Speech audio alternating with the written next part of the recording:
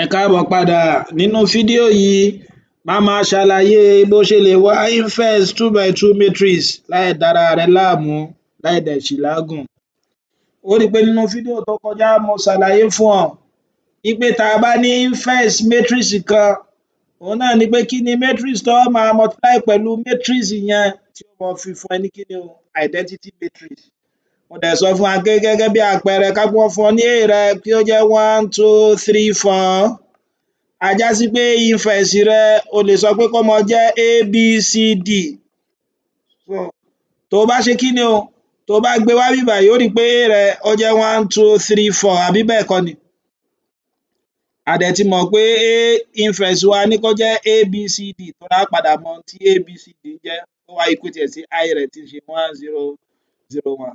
Ó rí i pé ó ti jẹ́ equal matrix báyìí wàá multiply méjèèjì papọ̀ wàá dẹ̀ wá A àti ABCD rẹ. Tó o bá mọ̀ bí mo ṣe ṣé lọ síbi fídíò eléyìí tí mo ṣe kọjá mo ṣàlàyé rẹ̀ lẹ́kùnrẹ́rẹ́ ńbẹ̀. Bó o wá ló ṣe máa lo quicker method. Láti lo quicker method kò le rárá kódà o ò bùkátà láti ṣe kí ni o láti làágùn rárá. Láti lo quicker method kí ló ṣe? Ká pé mo fẹ́ fi wá matrix yìí náà 1 2 3 4. Ohun tó kọ́kọ́ ṣe ni pé kí ni o ó wá ní 1 over ṣó ti yé mi báhun ó wá find the determinant matrix yẹn. Má dẹ̀ gbàgbé pé tá a bá fẹ́ find the determinant òhun ni pé á máa multiply element tó wà ní leading diagonal 1 times 4 that is 4 minus element tó wà ní kí ni o product element tó wà ní second diagonal òhun ó jẹ́ 6 àbí? Lẹ́yìn tó bá ti wá ṣe tán ó tún wá wù ní matrix kan. Ohun tó máa ṣe níbi matrix yẹn ni pé ó máa wá járọ àwọn element tó wà ní kí ni o leading diagonal rẹ. Ó rí i pé 4 ló wà níbí báyìí tẹ́lẹ̀ ó wá gbé 4 wá bí báyìí ó gbé 1 náà wá bí yẹn. So ó wá bọ́ sí second diagonal náà ó máa multiply àwọn pẹ̀lú -1 yóò máa jẹ́ -2 -1 times 3 -3. Ó rí i pé kò le rárá ó rí i pé ó ti parí ẹ̀ nìyẹn láàrin ìṣẹ́jú kan kò tiẹ̀ tó ìṣẹ́jú kan gan. Á já sí pé tí wọ́n bá fún ọ nínú objective rẹ pé mú yìí so ó sáré lo irú eléyìí o bùkátà láti lo method àkọ́kọ́ yóò máa jẹ́ -2 4 -2 -3 1. Ǹjẹ́ tí eléyìí bá yé wa jẹ́ n tún fún ẹ ní ìmíràn. Ká pé A mi tó bá jẹ́ -4 2 -6 3 ó yá ó rí i pé láàrin ìṣẹ́jú kan á ti parí rẹ̀. Kí ni mo ló kọ́kọ́ ṣe? A inverse mi ó máa jẹ́ 1 over kí ni o determinant. Ó yá jẹ́ á find the determinant.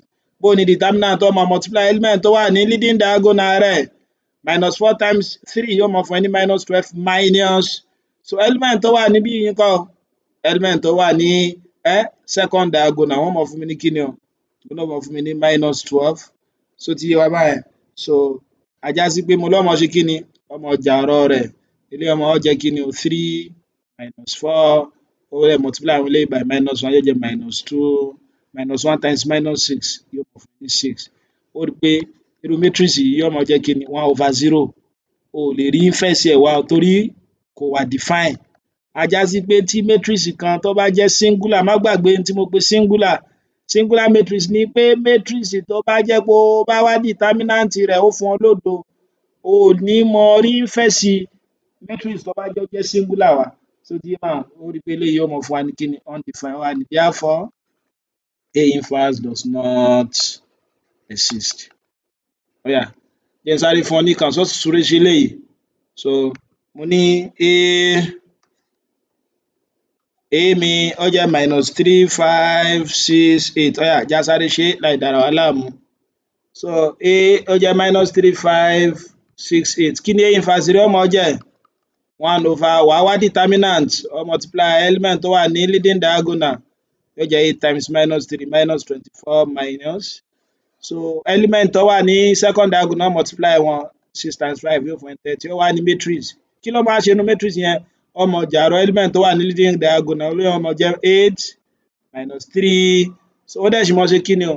Ó máa multiply -1 pẹ̀lú àwọn element tó wà ní second diagonal eléyìí ó máa fún ẹ ní -5 -6. Ó rí i pé kò le rárá. Tó bá ṣe é síwájú sí kí ló máa ní? Á já sí pé eléyìí ó máa fún ẹ ní kí ni o 1/54 8 -5 -6 -3. So eléyìí ni bó ṣe máa ṣe kí ni o?